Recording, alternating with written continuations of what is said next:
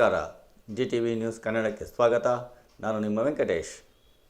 ಬೆಂಗಳೂರಿನ ರೋಟರಿ ಉಲ್ಲಾಳ್ನ ಅಧ್ಯಕ್ಷೆ ಮಾಧವಿ ಶ್ರೀಕಾಂತ್ ಅವರ ನೇತೃತ್ವದಲ್ಲಿ ಹಾಗೂ ರೋಟರಿ ಮಾಗಡಿ ಸೆಂಟರ್ನ ಸಹಯೋಗದಲ್ಲಿ ಗ್ಲೋಬಲ್ ಗ್ರಾಂಟ್ನ ಅಡಿಯಲ್ಲಿ ಕಾಮಧೇನು ಪ್ರಾಜೆಕ್ಟ್ನಲ್ಲಿ ಅರ್ಹ ಫಲಾನುಭವಿಗಳಿಗೆ ಉಚಿತ ಹಸುಗಳನ್ನು ವಿತರಿಸುವ ಕಾರ್ಯಕ್ರಮವನ್ನು ಚಳ್ಳಕೆರೆ ತಾಲೂಕಿನ ರೇಖಲಗೆರೆ ಆಂಜನೇಯ ಸ್ವಾಮಿ ದೇವಾಲಯದ ಬಳಿ ರೇಖಲಗೆರೆ ರಾಜಯೋಗ ವಿದ್ಯಾಶ್ರಮದ ಶ್ರೀ ದೇನಾ ಭಗವಾನ್ ಗುರೂಜಿರವರ ಮಾರ್ಗದರ್ಶನದಲ್ಲಿ 13 ಹಸುಗಳನ್ನು ವಿತರಿಸಲಾಯಿತು. ಇದಕ್ಕೂ ಮುಂಚೆ ಹಸುಗಳನ್ನು ಚನ್ನರಾಯಪಟ್ಟಣದ ಸಂತೆಯಲ್ಲಿ ಸತತ 3 ಗಂಟೆಗಳಿಗೂ ಹೆಚ್ಚಿನ ಅವಧಿ ಹುಡುಕಾಟದಲ್ಲಿ ರೊಟೇರಿಯನ್ಗಳಾದ ಪ್ರಭಾಕರ್, ವಿನೋದ್, ಶ್ರೀಕಾಂತ್, ಕಿರಣ್, ರೂಪಾಲಾಲ್, ತೇಜಸ್ ಹಾಗೂ ಪಶುವೈದ್ಯರುಗಳಾದ ಡಾಕ್ಟರ್ ನಾಗಭೂಷಣ್, ಡಾಕ್ಟರ್ ಅನಿಲ್ ಅವರ ಸಲಹೆಯಂತೆ ಹಸುಗಳನ್ನು ಕೊಂಡುಕೊಳ್ಳಲಾಯಿತು. ನಂತರ ಟೆಂಪೋಗಳಲ್ಲಿ ಹಸುಗಳನ್ನು ಚಳ್ಳಕೆರೆ ತಾಲೂಕಿನ ಕಾವಲು ಆಂಜನೇಯ ಸ್ವಾಮಿ ದೇವಾಲಯದ ಬಳಿ ತಂದು ಅರ್ಹ ಫಲಾನುಭವಿಗಳಿಗೆ ವಿತರಿಸಲಾಯಿತು.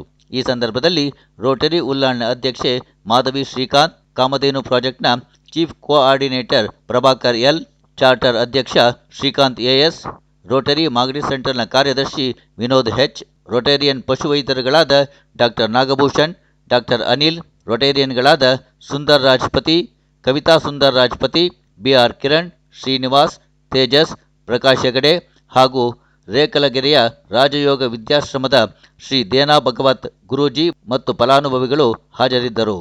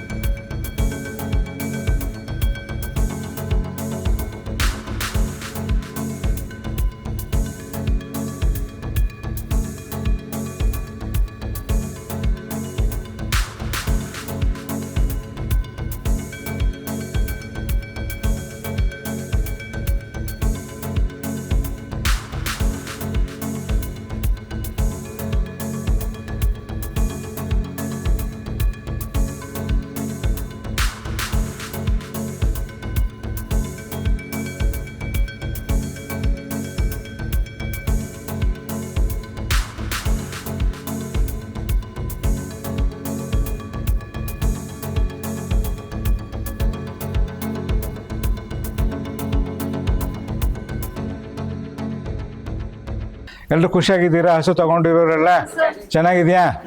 ಈಗ ಬಂದಿರೋ ಹಸುಗಳು ಚೆನ್ನಾಗಿದೆಯಾ? ಅದನ್ನ ಯಾವ ಥರ ಕೊಡ್ತೀವಿ ಅಂದರೆ, ಇಲ್ಲಿ ಯಾರು ಬೆನಿಫಿಷಿಯರೀಸ್ ಅಂದರೆ ಫಲಾನುಭವಿಗಳಿದ್ದಾರೆ ಅವ್ರಿಗೆ ಮಾತ್ರ ಕೊಡೋದು. ಯಾಕಂದ್ರೆ ಅದು ನಮ್ಮ ರೂಲ್ಸ್, ಅದ್ರ ಪ್ರಕಾರನೇ ಕೊಡ್ಬೇಕು ನಾವು ಬೇರೆ ಪ್ರಕಾರ. ಯಾಕಂದ್ರೆ ನಮ್ಮ ದುಡ್ಡಲ್ಲ ಅದು, ಬೇರೆ ದಾನಿಗಳಿದ್ದಾರೆ ಅವ್ರು ಕೊಟ್ಟಿರೋ ದುಡ್ಡು.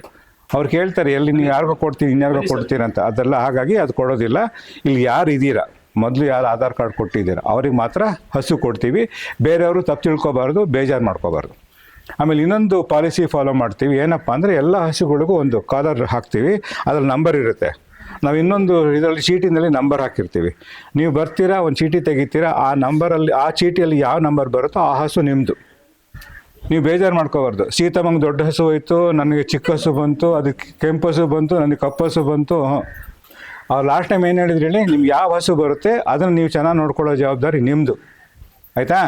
ನೀವೆಲ್ಲ ಹೆಣ್ಮಕ್ಳು, ನಿಮಗೆ ಗೊತ್ತಿರುತ್ತೆ ಯಾವ ಥರ ಇದು ಮಾಡ್ಕೋಬೇಕು ಅಂತ. ಬಾಣಂತಿಯನ್ನು ಹೇಗೆ ನೋಡ್ಕೋಬೇಕು ಅಂತ ನಿಮ್ಗೆ ಗೊತ್ತಿರುತ್ತೆ. ಕರು ಹಾಕಿದ ಕೂಡಲೇ ಚೆನ್ನಾಗಿ ನೋಡ್ಕೋದು.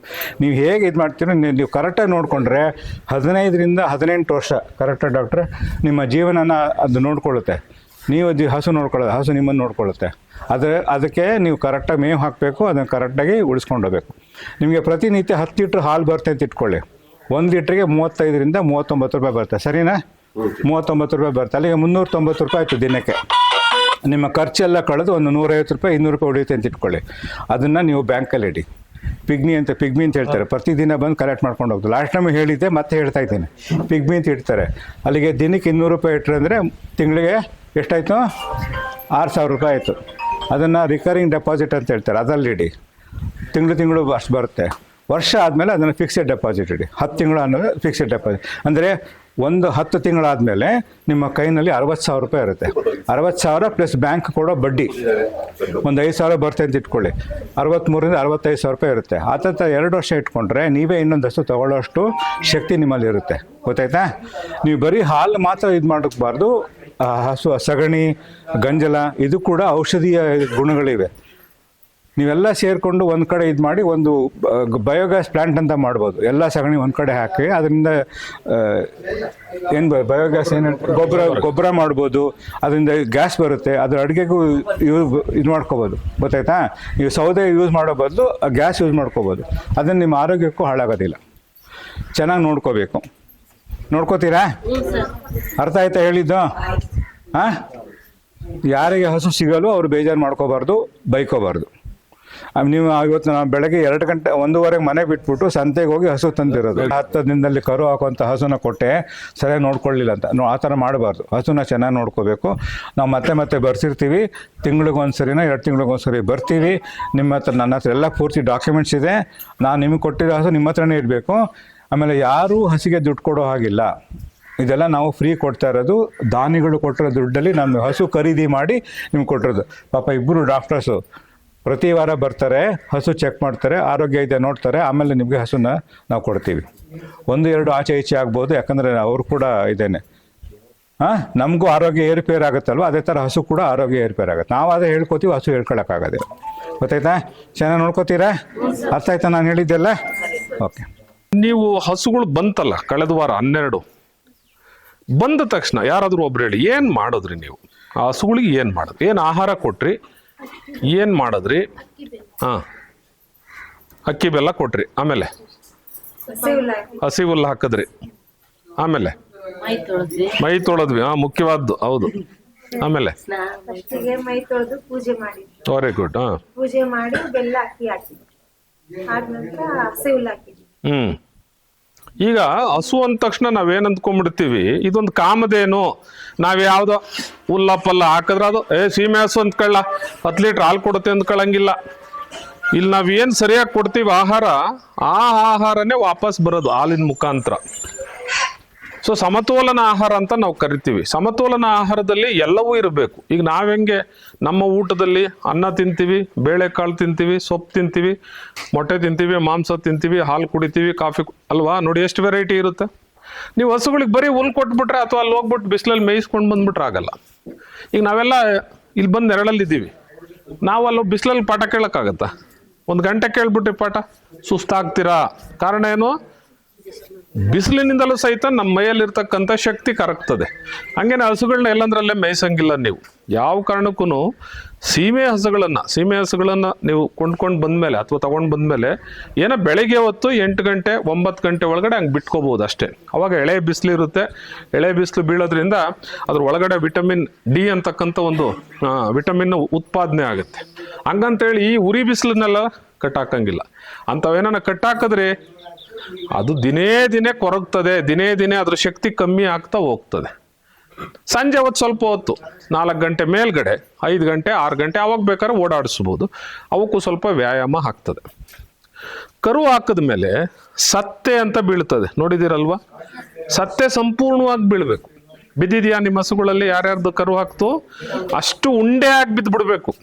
ಅರ್ಧ ಬಿತ್ತು ಅರ್ಧ ಅಲ್ಲೇ ಉಳ್ಕೊಳ್ತು ಅಂದ್ರೆ ದೊಡ್ಡ ಕಷ್ಟ. ಅದು ಇಡೀ ಸತ್ತೆ ಸಂಪೂರ್ಣವಾಗಿ ಬಿತ್ತು ಅಂದ್ರೆ ಆ ಗರ್ಭಕೋಶ 9 ತಿಂಗಳು 9 ದಿವಸ ಒಂದು ಫ್ಯಾಕ್ಟ್ರಿ ತರ ಕೆಲಸ ಮಾಡಿರುತ್ತೆ. 9 ತಿಂಗಳು 9 ದಿವಸ ಒಂದು ಕಾರ್ಖಾನೆ, ಒಂದು ಫ್ಯಾಕ್ಟ್ರಿ ತರ ಕೆಲಸ ಮಾಡಿರುತ್ತೆ. ಇಷ್ಟೇ ಇದ್ದ ಗರ್ಭಕೋಶ ಅಷ್ಟು ದಪ್ಪ ಆಗಿರುತ್ತೆ, ಬಲೂನ್ ತರ. ಸೊ ಅಲ್ಲಿ ನಿಮ್ಮ ಕರು, ಇವು ಜರ್ಸಿ ಹಸುಗಳಾದ್ರೆ ಒಂದು 20 kg ಕರು ಇರ್ತವೆ. ನೀವು ಅದೇ HF ಹಸುಗಳಾದ್ರೆ 30 ರಿಂದ 40 kg ಕರು ತೂಕ ಇರ್ತದೆ. 30 ರಿಂದ 40 kg ಕರು ತೂಗ್ತದೆ. ಸೊ ಗರ್ಭದ ಹಸುನ ಅವನು ಚನ್ನರಾಯಪಟ್ಟಣದಲ್ಲಿ ನಾವು ಕೊಂಡ್ಕೊಂಡಿದ್ದೀವಿ, ಅವ್ನು ಚೆನ್ನಾಗಿ ಸಾಕಿದಾನೆ ಅಂತ ಇಟ್ಕೊಳ್ಳಿ. ಸೊ ಗರ್ಭ ಇದ್ದಾಗ ಅವನು 3 ತಿಂಗಳಿಂದ 4 ತಿಂಗಳಿಂದ ಅಪ್ ಟು ಕರು ಹಾಕೋ ತನಕ ಅಥವಾ ನಿಮಗೆ ಕೊಡೋ ತನಕ ಅವ್ನು ಚೆನ್ನಾಗಿ ಮೇಂಟೈನ್ ಮಾಡಿ ಕಳಿಸಿರ್ತಾನಲ್ವಾ. ಸೊ ಇಲ್ಲಿಗೆ ಬಂದ ಮೇಲೆ ನೀವು ಸಹಿತ ಅದಕ್ಕೆ ಬೂಸ ಕೊಡಬೇಕು. ಬೂಸ ಅಂದ್ರೆ ಗೊತ್ತಲ್ಲ, ನೋಡಿದಿರಲ್ಲ? ಯಾವ ಬೂಸ ಹಾಕ್ತಾ ಇದ್ದೀರಾ? ಶೇಂಗಾ ಬೂಸ, ಕಡ್ಲೆಕಾಯಿ ಹಿಂಡಿ ಅಂತಿರಲ್ಲ ಅದು. ಆಮೇಲಿಂದ ನಂದಿನಿ ಫೀಡ್ಸ್ ಅಂತ ಬರ್ತದೆ. ನಿಮ್ ಡೈರಿಗಳಲ್ಲಿ ಎಲ್ಲಾ ಊರುಗಳೆಲ್ಲ ಡೈರಿ ಇದೆಯಾ? ಇಲ್ಲಿ ನೀವು ಹಾಲು ಹಾಕ್ತಿರಲ್ಲ, ಹಾಲು ಉತ್ಪಾದಕರ ಸಹಕಾರ ಸಂಘ ಅಂತ ಬೋರ್ಡ್ ಹಾಕಿ ಕ್ಯೂನಲ್ಲಿ ನಿಂತ್ಕೊಂಡು ಹಾಲು ಹಾಕ್ತಿರಲ್ಲ. ಸೊ ಡೈರಿನಲ್ಲಿ ನಂದಿನಿ ಫೀಡ್ಸ್ ಅಂತ ಕೊಡ್ತಾರೆ. ಎಲ್ಲರೂ ತರಿಸ್ಕೋಬೇಕು ಅದನ್ನು ಮನೆಗೆ. ಆ ಫೀಡ್ಸ್ ಅನ್ನ ಕೊಡಬೇಕು. ಒಂದು ಹಸು ಎಷ್ಟೇ ಹಾಲು ಕೊಡ್ಲಿ, ಮೊದಲು ಅದಕ್ಕೆ 2 kg ತನ್ನ ದೇಹವನ್ನ ಪ್ರತಿದಿನ ಕಾಪಾಡ್ಕೊಳ್ಳೋದಕ್ಕೆ 2 kg ಫೀಡ್ ಕೊಟ್ಬಿಡ್ಬೇಕು. ಆಮೇಲೆ ಹಾಲು ಎಷ್ಟು ಕೊಡ್ತಾ ಇದೆ ನೋಡ್ಬೇಕು. ಉದಾಹರಣೆಗೆ 2 kg ಮೇಲೆ ಹಾಲು ಕೊಡ್ತು ಅಂತಂದ್ರೆ ತಿರ್ಗಾ ಇನ್ನೊಂದು kg ಸೇರಿಸ್ಕೋಬೇಕು. 5 kg ಹೋಯ್ತು, ಇನ್ನೊಂದು kg ಸೇರಿಸ್ಕೋಬೇಕು. 8 kg ಹೋಯ್ತು, 8 ಲೀಟರ್ ಹಾಲು ಕೊಡ್ತು, ಇನ್ನೊಂದು kg ಸೇರಿಸ್ಬೇಕು. 10 ಲೀಟರ್ ಹಾಲು ಕೊಡ್ತು, ಇನ್ನೊಂದು kg ಸೇರಿಸ್ಕೋಬೇಕು. ಹಿಂಗೆ ಕೆಲವು HF ಹಸುಗಳು ಒನ್ ಟೈಮ್ಗೆ 20 ಲೀಟರ್ ಹಾಲು ಕೊಡ್ತವೆ. ಅವಕ್ಕೆಲ್ಲ ನಾವು 2 kg 3 kg ಬೂಸ ಕೊಟ್ಬಿಟ್ರೆ ಅಥವಾ ಫೀಡ್ಸ್ ಕೊಟ್ಬಿಟ್ರೆ ಸಾಕಾಗ್ತದ ಅಲ್ವಾ? ಸೊ ಈಗ ನಾನು ಬಿಗಿ ಊಟ ಮಾಡೋನ್ಗೆ ಒಂದು 3 ಚಪಾತಿ ಕೊಡಬೇಕು. ಅರ್ಧ ಚಪಾತಿ ಕೊಟ್ರೆ ಸುಸ್ತಾಗ್ಬಿಡ್ತೀನಿ ನಾನು ಅಲ್ವಾ? ನನ್ ಬೇರೆ 90 kg ತೂಕ ಇರ್ತೀನಿ. ಈ 90 kg ತೂಕನ ಮೇಂಟೈನ್ ಮಾಡ್ಕೊಳಕ್ಕೆ ಒಂದಷ್ಟು ಪ್ರಮಾಣದಲ್ಲಿ ನೀವು ರೇಷನ್ ಕೊಡಬೇಕು. ಅದೇ ತರ ಡೈರಿಯವರು ನಿಮ್ಗೆ ಬಹಳ ಮುಖ್ಯವಾಗಿ 1 kg ಇಲ್ಲ 2 kg ಪ್ಯಾಕೆಟ್ ಕೊಡ್ತಾರೆ, ಮಿನರಲ್ ಮಿಕ್ಸ್ಚರ್ ಪೌಡರ್ ಅಂತ. ಕಂಪಲ್ಸರಿ ಹಾಕ್ಬೇಕು ಅದನ್ನ. ಬಹಳ ಜನ ನಮ್ಮ ರೈತರು ಅದನ್ನ ಹಾಕಲ್ಲ. ವಾಸನೆ ಸಾರ್, ಮೇಯಲ್ಲ ಸಾರ್, ಅದನ್ನ ಮೇಯಂಗ್ ಮಾಡ್ಬೇಕು ನೀವು ಅಲ್ವಾ? ಅದಕ್ಕೆ ಏನ್ ಮಾಡ್ಬೇಕು? ಬೆಲ್ಲ ಮಿಕ್ಸ್ ಮಾಡ್ಬೇಕು. ಆ ಪೌಡ್ರಿಗೆ ಬೆಲ್ಲ ಮಿಕ್ಸ್ ಮಾಡಿದಾಗ ಏನಾಗುತ್ತೆ? ರುಚಿ ಸಿಹಿ ಆಗುತ್ತೆ ಅಲ್ವಾ? ನಿನ್ ಮಗ ರೊಟ್ಟಿ ತಿನ್ನು ಅಂದ್ರೆ ತಿಂತಾನ? ಅದಕ್ಕೆ ತುಪ್ಪ ಹಚ್ಕೊಡು, ತಿಂತಾನೆ ಅಲ್ವಾ? ಸೊ ಹಂಗೆ ಮಿನರಲ್ ಮಿಕ್ಸ್ಚರ್ ಕಂಪಲ್ಸರಿ ಹಾಕ್ಬೇಕು. ನಾವಿವತ್ತು ಇಲ್ಲಿ ರೋಟ್ರಿ ವತಿಯಿಂದ ಕಾಮಧೇನು ಪ್ರಾಜೆಕ್ಟ್ ಅದರ ಅಡಿಯಲ್ಲಿ ಈ ವರ್ಷ 54 ಹಸುಗಳ ಕೊಡೋ ಒಂದು ಕಾರ್ಯಕ್ರಮ ಇಟ್ಕೊಂಡಿದ್ದೀವಿ. ಅದರಲ್ಲಿ ಈಗಾಗಲೇ 24 ಒಟ್ಟಾಗಿದೆ. ಇದು 3ನೇ ಸರಣಿ. ಇದರಲ್ಲಿ 13 ಹಸು. ಈ ಹಸು ಕೊಡಲಿಕ್ಕೆ ಮುಂಚೆ ನಾವೆಲ್ಲೆಲ್ಲ ಬಂದು ಬೆನಿಫಿಷಿಯರ್ಸ್ ನೋಡಿಬಿಟ್ಟು ಅವ್ರನ್ನೆಲ್ಲ ಮಾತಾಡಿಸಿ ಇದು ಮಾಡಿ ಅವ್ರಿಗೆ ಅದರ ಅವಶ್ಯಕತೆ ಇದ್ದರೆ ಮಾತ್ರ ಹಸು ಕೊಡ್ತೀವಿ. ಇವತ್ತು 13 ಹಸು ಚನ್ನರಾಯಪಟ್ಟಣಕ್ಕೆ ಹೋಗಿ ಅಲ್ಲಿ 13 ಸಂತೆನಲ್ಲಿ 2 ಡಾಕ್ಟ್ರುಗಳು, ವೆಟರ್ನರಿ ಡಾಕ್ಟ್ರು ಹಸುಗಳನ್ನ ಚೆಕ್ ಮಾಡಿ ಅದರ ಆರೋಗ್ಯ ಎಲ್ಲ ಇದು ಮಾಡಿ ಅದು ಇನ್ನು 15 ದಿನ 1 ತಿಂಗಳೊಳಗಡೆ ಕರು ಹಾಕುತ್ತೆ ಅಂಥ ಹಸುಗಳು ಮಾತ್ರ ತೊಗೊಂಬಂದು ಕೊಡ್ತೀವಿ. ಅದರ ಉದ್ದೇಶ ಏನಪ್ಪ ಅಂದರೆ ನಾವು ಹಸು ಕೊಟ್ಮೇಲೆ ಆ ಸಾಕೋರಿಗೆ ಅದಕ್ಕೆ ಭಾರ ಆಗಬಾರ್ದು. 15-20 ದಿನದಲ್ಲಿ ಹಾಲು ಕೊಡೋಕ್ಕೆ ಶುರುವಾದ ಕೂಡಲೇ ಅವ್ರಿಗೆ ಇನ್ಕಮ್ ಬರೋಕ್ಕೆ ಶುರುವಾಗುತ್ತೆ, ಆದಾಯ ಬರೋಕ್ಕೆ ಶುರುವಾಗುತ್ತೆ. ಹಾಗಾಗಿ ಅವರು 15-20 ದಿನ ಅಷ್ಟೇ ಮಾತ್ರ ಕಷ್ಟಪಡಬೇಕಾಗತ್ತೆ. ಆ ರೀತಿಯ ಒಂದು ಹಸುಗಳನ್ನ ತೊಗೊಂಬಂದು 13 ಹಸು ತೊಗೊಂಡು ಕೊಟ್ಟಿದ್ದೀವಿ. ಈಗಾಗಲೇ ಅದರ ಕಾರ್ಯಕ್ರಮ ನಡೀತಾ ಇದೆ. 13 ಎಲ್ಲ ಬೆನಿಫಿಷರೀಸ್ ಬಂದಿದ್ದಾರೆ. ಅದಕ್ಕೆ ಡಾಕ್ಟ್ರುಗಳು ಟ್ರೈನಿಂಗ್ ಕೊಟ್ಟಿದ್ದಾರೆ. ನಾವು ಕೂಡ ಫೈನಾನ್ಸ್ ಬಗ್ಗೆ ಟ್ರೈನಿಂಗ್ ಕೊಟ್ಟಿದ್ದೀವಿ. ಇಲ್ಲಿ ದಾನಿಗಳಿದ್ದಾರೆ, ನಮ್ಮ ರೋಟ್ರಿ ಕ್ಲಬ್ ಉಲ್ಲಾಳ್ ಪ್ರೆಸಿಡೆಂಟ್ ಇದ್ದಾರೆ, ಮಾಗಡಿ ಮಾಜಿ ಅಧ್ಯಕ್ಷರಿದ್ದಾರೆ. ಅವರೇ ಇದರ ಪೂರ್ತಿ ರೂವಾರಿಗಳು. ಎಲ್ಲ ಬೆನಿಫಿಷನ್ ಐಡೆಂಟಿಫೈಡ್ ಇದು ಮಾಡಿದ್ದು ಅದರ ಬಹುಪಾಲು ಇವ್ರದ್ದು ಶ್ರೇಯಸ್ಸು ಅವ್ರಿಗೆ ಸಲ್ಲುತ್ತೆ. ಇವರು ಹೊಸ ನಮ್ಮ ರೋಟೇರಿಯನ್ನು, ಇವರು ಕವಿತಾ ಮೇಡಮ್ ಅಂತ, ಇವರಿಬ್ಬರು ದಾನಿಗಳಲ್ಲಿ ಒಬ್ಬರು. ಧನ್ಯವಾದಗಳು. ಸರ್, ಹೆಚ್ಚು ಕಡಿಮೆ ಈ ಪ್ಲೇಸ್ಗೆ ಬೆಂಗಳೂರಿಂದ 250-300 ಕಿಲೋಮೀಟರ್ ಆಗುತ್ತೆ. ಅಲ್ಲಿಂದ ಬಂದು ಇಲ್ಲಿ ಹುಡುಕೊಂಡು ಕೊಡ್ತಾ ಇದ್ದಾರೆ ಅಂದ್ರೆ ಹೇಗೆ ಸರ್? ಇದು ಒಂದು ಲಂಬಾಣಿ ತಾಂಡ್ಯ. ಇದು ಲಂಬಾಣಿ ತಾಂಡ್ಯದಲ್ಲಿ ಸುಮಾರು ಜನ ಬಡ ಮಹಿಳೆಯರಿದ್ದಾರೆ. ಅದಕ್ಕೆ ನಮಗೆ ರೋಟರಿ ಡಿಸ್ಟಿಕ್ಕಿಂದನೂ ಕೂಡ ಇದು ಬಂತು, ಇಲ್ಲಿ ಇದ್ದಾರೆ ಫಲಾನುಭವಿಗಳು ಇದ್ದಾರೆ ಕೊಡಿ ಅಂತ. ಒಂದೇ ಕಡೆ ಕೊಡೋದ್ರಿಂದ ಏನೇನಾಗುತ್ತೆ, ಒಂದು 25 ಹಸು ಬಂದು ಕೊಡ್ತೀವಿ ಅಂತ ಇಟ್ಕೊಳ್ಳಿ. ನಾವೊಂದು ಬಯೋಗ್ಯಾಸ್ ಪ್ಲಾಂಟು ಆ ಥರ ಇದನ್ನ ಮಾಡಿಕೊಂಡು ಅದರ ಇವರು ಎಕನಾಮಿಕ್ ಇದನ್ನು ಹೆಚ್ಚು ಮಾಡ್ಬೋದು, ಅದೊಂದು ಉದ್ದೇಶ. ಅದು ಮಾಡ್ಕೊಂಡೆಲ್ಲ ಮಾಡಿದ್ದೀವಿ. ಇದು ನಾವು ಇದಕ್ಕೆ ನಿಲ್ಲೋದಿಲ್ಲ. ಇವತ್ತು ಕೂಡ ಯಾರು ಬಂದು ಫಲಾನುಭವಿಗಳು ಇಲ್ಲ ಅಂದರೆ ಅವ್ರಿಗೆ ಹಸುಗಳು ಕೊಡೋದಿಲ್ಲ, ಬೇರೆಯವ್ರಿಗೆ ಕೊಡ್ತೀವಿ. ಯಾಕಂದರೆ ಇದು ಗ್ಲೋಬಲ್ ಗ್ರ್ಯಾಂಡ್ ಪ್ರಾಜೆಕ್ಟಲ್ಲಿ ಪ್ರತಿನಿತ್ಯ ಆಡಿಟ್ ಆಗಬೇಕು, ಅದು ಇದಾಗಬೇಕು, ಅದ್ರ ಪ್ರಕಾರನೇ ಹೋಗಬೇಕು. ಆಮೇಲೆ ಪ್ರತಿ ತಿಂಗಳು ಅಥವಾ 2 ತಿಂಗಳಿಗೊಂದ್ಸರಿ ಬಂದು ಅದನ್ನು ನಾವು ಚೆಕ್ ಮಾಡಿಬಿಟ್ಟು ಅದರ ಆರೋಗ್ಯ ಸರಿ ಇದೆಯಾ, ಸರಿಯಾಗಿ ನೋಡ್ಕೊಳ್ತಾ ಇದ್ದಾರಾ ಇಲ್ವಾ ಅಂತ ಕೊಡುವಾಗಲೂ ಹೇಳಿರ್ತೀವಿ ಅವ್ರಿಗೆ. ನೀವು ಸರಿಯಾಗಿ ನೋಡ್ಕೊಳ್ಳಿಲ್ಲ ಅಂದರೆ ನಾವು ಹಸು ತೊಗೊಂಡು ಬೇರೆಯವ್ರಿಗೆ ಕೊಡ್ತೀವಿ ಅಂತ. ಹಾಗಾಗಿ ನಾವು ಇದನ್ನೆಲ್ಲ ಫಲಾನುಭವಿಗಳನ್ನೆಲ್ಲ ಹುಡುಕಿದ್ದೀವಿ, ನೋಡಿದ್ದೀವಿ, ಮಾತಾಡಿದ್ದೀವಿ. ಇದು ನಮ್ಮ 3ನೇ ಭೇಟಿ. ಲಾಸ್ಟ್ ಟೈಮ್ ಬಂದಾಗ 12 ಹಸು ಕೊಟ್ಟಿದ್ವಿ, ಇವತ್ತು 13 ಹಸು ಕೊಡ್ತಾಯಿದ್ವಿ. ಅಲ್ಲಿಗೆ ಈ ಒಂದು ಜಾಗದಲ್ಲಿ ಏನು 25 ಹಸು ಕೊಡಬೇಕು ಕಾರ್ಯಕ್ರಮ ಇತ್ತು, ಅದು ಇವತ್ತಿಗೆ ಮುಗಿಯುತ್ತೆ. ಬಟ್ ಆಮೇಲೆ ಬಂದು ನಾವು ಅದನ್ನು ವೆರಿಫೈ ಮಾಡಿ, ಯಾಕಂದರೆ ಇಂಟರ್ನ್ಯಾಷನಲ್ ಪಾರ್ಟ್ನರ್ ಇರ್ತಾರೆ, ಅವರು ಆಡಿಟ್ ಆಗ್ತಾ ಇರುತ್ತೆ, ನಾವು ಅದರ ರಿಪೋರ್ಟ್ ಕೊಡಬೇಕು. ಹಾಗಾಗಿ ಅದೊಂದು ಕಾರ್ಯಕ್ರಮ ಇವತ್ತು ಇಟ್ಕೊಂಡಿದ್ದೀವಿ. ಇದು ಶುಕ್ರವಾರ ಯಾಕೆ ಮಾಡ್ತೇವೆ ಅಂದರೆ, ಪ್ರತಿ ಶುಕ್ರವಾರ ಅಷ್ಟೇ ಚನ್ನರಾಯಪಟ್ಟಣ ಅನ್ನೋ ಒಂದು ಜಾಗದಲ್ಲಿ ಸಂತೆ ಆಗುತ್ತೆ. ಸಂತೆಯಲ್ಲಿ ರೈತರು ಬಂದು ಹಸುಗಳು ಮಾರ್ತಾರೆ. ಆ ಹಸುಗಳನ್ನ ನಮ್ಮ ಡಾಕ್ಟರ್ ಜೊತೆ ಹೋಗಿ ಅದನ್ನು ಪರೀಕ್ಷೆ ಮಾಡಿ ಇಲ್ಲಿ ತಗೊಂಬಂದು ಕೊಡ್ತೇವೆ. ಫಲಾನುಭವಿಗಳನ್ನ ಯಾವ ರೀತಿ ಆಯ್ಕೆ ಮಾಡ್ತಿದ್ದಾರೆ? ಫಲಾನುಭವಿಗಳು ಸಾಮಾನ್ಯವಾಗಿ ವಿಧವೆ ಆಗಿರಬೇಕು, ಅವ್ರು ಸ್ವಲ್ಪ ಜಾಗ ಇರಬೇಕು. ಯಾಕಂದರೆ ಹಸುಗೆ ಸಾಕುವಷ್ಟು ಒಂದು ಇದಿರಬೇಕು, ಮೇವು ಕೊಡೋಷ್ಟಾದ್ರೂ ಶಕ್ತಿ ಇರಬೇಕು. ಅದಿಲ್ಲ ಅಂದರೆ ವೇಸ್ಟೇನೆ, ಅವರು ಮಾರ್ಕೊಳ್ಳೋ ಚಾನ್ಸಸ್ ಇರುತ್ತೆ. ಅದಕ್ಕೆ ಏನು ಮಾಡ್ತೀವಿ ನಾವು, ಇನ್ಶೂರೆನ್ಸ್ ಮಾಡಿಸ್ಕೊಡ್ತೀವಿ ಹಸುಗಳಿಗೆ. 1 ವರ್ಷ ಇನ್ಶೂರೆನ್ಸ್ ಇರುತ್ತೆ. ಅವರು ಮಾರೋದಿಲ್ಲ ಅನ್ನೋ ಒಂದು ಇದರಿಂದ ಮಾಡ್ತೀವಿ. ಒಂದು 25-50 ಇದರಲ್ಲಿ 1-2 ಆ ಥರ ಆಗ್ಬೋದು. ಬಟ್ ನಾವು ಆದಷ್ಟು ಮಾನಿಟರ್ ಮಾಡ್ತಿರ್ತೀವಿ.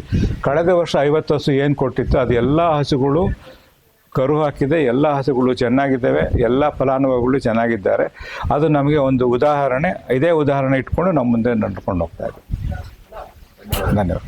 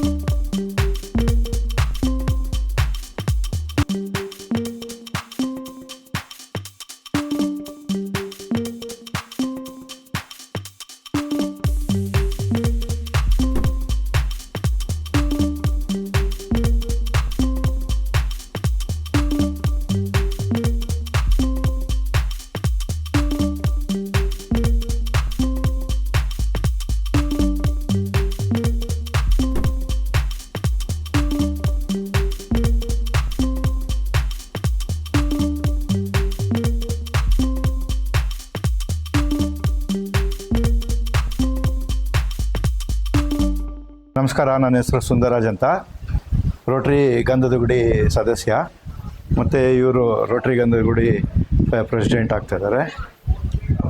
ಶ್ರೀಕಾಂತ್ ಅವರು ಮತ್ತು ರೋಟ್ರಿ ಉಳ್ಳಾಳದ ಶ್ರೀಕಾಂತ್ ಅವರು ಮತ್ತು ನಮ್ಮ ಕೋ ಪ್ರೆಸಿಡೆಂಟ್ ಆಗಿದ್ದ ಮಾಗಡಿ ಪ್ರಭಾಕರ್ ಅವರು ಶ್ರೇಷ್ಠವಾದ ಕಾರ್ಯಕ್ರಮ ಮಾಡ್ತಾಯಿದ್ದಾರೆ, ಗೋದಾನ ಮಾಡೋದು ಅಂಥೇಳಿ.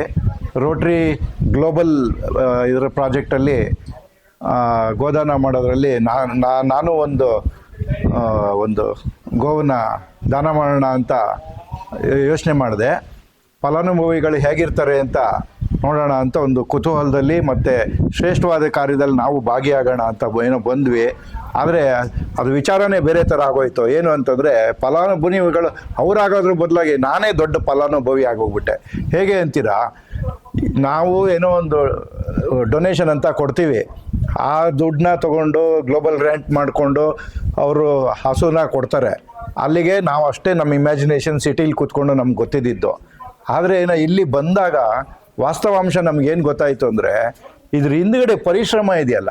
ಒಂದು ಫಲಾನುಭವಿನ ಐಡೆಂಟಿಫೈ ಮಾಡೋದಿದೆ, ಅದಾದ ನಂತರ ಹಸುಗಳನ್ನ ಬೆಳಗ್ಗೆ 4:15ಗೆ ಬೆಳಗ್ಗೆ 2 ಗಂಟೆಗೆ ಎದ್ದೋಗಿ ಡಾಕ್ಟ್ರುಗಳನ್ನ ಕರ್ಕೊಂಡು, ಡಾಕ್ಟ್ರುಗಳನ್ನೆಲ್ಲ ಅವರೆಲ್ಲ ಪಾಪ ಫ್ರೀಯಾಗಿ ಬರ್ತಾರೆ, ಅವ್ರನ್ನೆಲ್ಲನೂ ಒಂದು ಒಡಗೂಡಿಸ್ಕೋಬೇಕು, ಎಲ್ಲ ಒಟ್ಟುಗೂಡಿಸ್ಬೇಕು.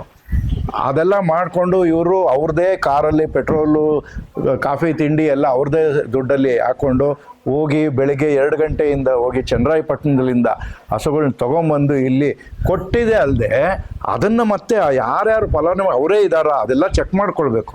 ಇದರಿಂದ ದೊಡ್ಡ ಸೈನ್ಸೇ ಇದೆ. ಈ ಪರಿಶ್ರಮ ಸುಮ್ಮನೆ ಏನು ಕಾಟಾಚಾರಕ್ಕೆಲ್ಲ ಮಾಡೋಕ್ಕೆ ಸಾಧ್ಯನೇ ಇಲ್ಲ. ಇದೆಲ್ಲ ಅವರು ಮನದಾಳದಿಂದ ಒಂದು ಪ್ರೀತಿ ತುಂಬಿ ಮಾಡಬೇಕು. ಇದನ್ನು ನೋಡಿದ್ಮೇಲೆ ಯಾವುದೇ ಪ್ರಾಜೆಕ್ಟ್ ಹಿಂದೆ ಡೊನೇಷನ್ ಕೊಡೋದು ದೊಡ್ಡ ವಿಚಾರ ಅಲ್ಲ, ಅದ್ರ ಹಿಂದೆ ಈ ಕಾರ್ಯಕ್ರಮಗಳು ಚೆನ್ನಾಗಿ ಸುಸೂತ್ರವಾಗಿ ನಡೀಬೇಕು ಅಂತಂದರೆ ಎಷ್ಟು ಪರಿಶ್ರಮ ಇದೆ ಅನ್ನೋದು ಇವತ್ತು ನನಗೆ ಅನುಭವ ಆಗಿದ್ದು. ಇದೇ ನಾನೇ ದೊಡ್ಡ ಫಲಾನುಭವಿ ಆಗೋಗ್ಬಿಟ್ಟೆ ಇವತ್ತಿನ ದಿನ. ಧನ್ಯವಾದಗಳು. ಸರಿ, ಇವಾಗ ಗೋದಾನ ಮಾಡಬೇಕು ಅಂತ ಮನಸ್ಸಿಗೆ ಬಂತು, ಪ್ರೇರಣೆ ಏನು ಸರ್ ಅದ? ಏನಿಲ್ಲ, ಗೋದಾನ ಶ್ರೇಷ್ಠ ದಾನ ಅಂತ ಒಂದು.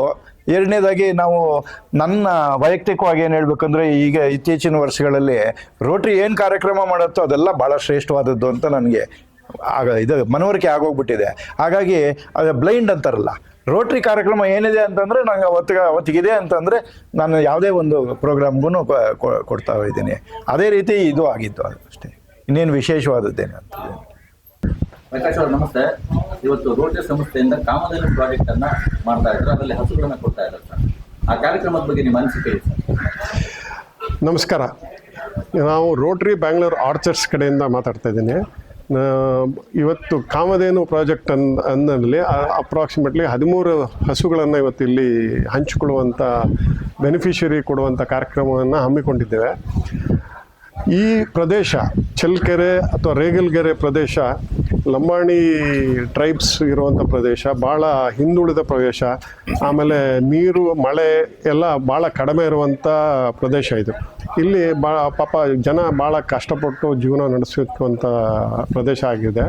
ಇಲ್ಲಿ ನಾವು ಇದನ್ನು ನೋಡಿದಾಗ ಅಂದ್ಕೊಂಡು ಇವರೆಲ್ಲ ನಮ್ಮ ಮುಂದೆ ಹೇಳಿದ್ರು, ಈ ಥರ ನಮ್ಗೆ ಒಂದಷ್ಟು ಹಸುಗಳು ಕೊಡಿಸಿದ್ರೆ ಒಳ್ಳೆಯದಾಗುತ್ತೆ, ನಮಗೂ ಜೀವನಕ್ಕೊಂದು ಇಷ್ಟು ಇದು, ನಾವೆಲ್ಲ ಬರೀ ಕೆಲಸಕ್ಕೆ ಹೋಗ್ತೀವಿ, ಏನೂ ಇಲ್ಲ ನಮಗೆ ಅಂತ ಹೇಳಿದಾಗ ನಾವು ಇಲ್ಲಿ ಬಂದು ದೀನ್ ದಯಾಳ್ ಸ್ವಾಮೀಜಿ ಜೊತೆ ಮಾತಾಡಿ, ಆಮೇಲೆ ಅರೌಂಡ್ 25 ಜನ ಬೆನಿಫಿಷಿಯರ್ಸ್ ಅಂದರೆ ಹಸುಗಳನ್ನು ನೋಡ್ಕೊಳ್ಳುವಂಥ ಹೆಣ್ಣು ಮಕ್ಕಳನ್ನ ಐಡೆಂಟಿಫೈ ಮಾಡಿ ಅದನ್ನೆಲ್ಲ ಇನ್ಸ್ಪೆಕ್ಷನ್ ಮಾಡಿ ಅವ್ರುಗಳನ್ನೆಲ್ಲ ನೋಡಿ ಇದು ಮಾಡಿ ಅವ್ರಿಗೆ ಹಸುಗಳು ಕೊಡುವಂಥ ಇದನ್ನು ಹಮ್ಮಿಕೊಂಡು ಒಂದು 15 ದಿವಸ ಹಿಂದೆ ಬಂದು 12 ಹಸುಗಳನ್ನ ಕೊಟ್ಟಿದ್ವಿ.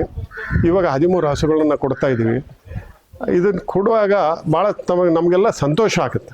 ಇನ್ಫ್ಯಾಕ್ಟ್ ನಾವು ಲಾಸ್ಟ್ ಟೈಮ್ ಕೊಟ್ಟಿದ್ದು 12 ಹಸುವಲ್ಲಿ 2 ಹಸು ಆಲ್ರೆಡಿ ಕರು ಹಾಕಿದೆ. ಅವ್ರಗಳ ಮುಖ ನೋಡಿದಾಗ ಅವರು ಸಂತೋಷವಾಗಿ ಹೇಳುವಾಗ ನೋಡಿದ್ರೆ ಭಾಳ ನಾವು ಮಾಡುವಂಥದ್ದು ನಮಗೂ ಒಂದು ಸಮಾಧಾನ ಕೊಡ್ತಾರೆ. ನಾವು ಮಾಡುವಂಥ ಕೆಲಸ ಬೆನಿಫಿಷಿಯರ್ ಆಗ್ತಾಯಿದೆ ಜನರು ಇದರಿಂದ ಒಳ್ಳೆಯದಾಗುತ್ತೆ ಅಂತ ನಮ್ಮ ನಂಬಿಕೆ ಸುಳ್ಳಾಗಲಿಲ್ಲ ಅನ್ನೋಂಥ ಒಂದು ಇದು. ಸೊ ಇನ್ನೂ 13 ಕೊಡ್ತೀವಿ, ಅಲ್ಲಿಗೆ 25 ಹಸು ಈ ಏರಿಯಾದಲ್ಲಿ ಕೊಟ್ಟಂಗೆ ಆಗುತ್ತೆ. ಇಲ್ಲಿ ಡೈರಿನಲ್ಲೂ ಅಷ್ಟೇ ಭಾಳ ಅಂದರೆ ಅರೌಂಡ್ ಅವ್ರು ಹೇಳೋ ಪ್ರಕಾರ ಒಂದು 80ರಿಂದ 90 ಲೀಟ್ರ್ ಪರ್ ಡೇ ಇವತ್ತು ಇದೆಯಂತೆ. ಸೊ ಈ ಹಸುಗಳು ಬರೋದ್ರಿಂದ ಅದು ಡಬಲ್ ಆಗುತ್ತೆ. ಸೊ ಆ ಡೈರಿನೂ ಉದ್ಧಾರ ಆಗುತ್ತೆ, ಈ ಏರಿಯಾನು ನಮ್ಮ ಇದರಿಂದಾಗಿ ಒಳ್ಳೆಯದಾಗಿ ಜನಗಳೊಳ್ಳೆ ಆಗುತ್ತೆ ಅಂತ ಒಂದು ಭಾವನೆ. ಸೊ ಆ ಭಾವನೆಯಿಂದ ನಾವು ನಮ್ಮ ರೋಟರಿ ಆರ್ಚರ್ಡ್ ಸಂಸ್ಥೆಯಿಂದ, ಬೆಂಗಳೂರು ಆರ್ಚರ್ಡ್ ಸಂಸ್ಥೆಯಿಂದ ಇದಕ್ಕೆ ಹೆಲ್ಪ್ ಮಾಡಿರುವಂಥ BSN ರವಿಶಂಕರ್ ಡಾಕೋಜು ಅವ್ರನ್ನೆಲ್ಲ ಸ್ಮರಣೆ ಮಾಡಿ ಅವ್ರಿಗೆಲ್ಲ ಇನ್ಫ್ಯಾಕ್ಟ್ ಧನ್ಯವಾದಗಳನ್ನ ಹೇಳ್ಬಿಟ್ಟು I would like to tell that, ಅಂದರೆ ಇದನ್ನು ನಮಗೆ ಇನ್ಫ್ಯಾಕ್ಟ್ ಭಾಳ ಸಂತೋಷ, ಸಮಾಧಾನ ಕೊಟ್ಟಿದೆ ಅಂತ ಹೇಳಕ್ಕೆ ಇಷ್ಟಪಡ್ತೀನಿ.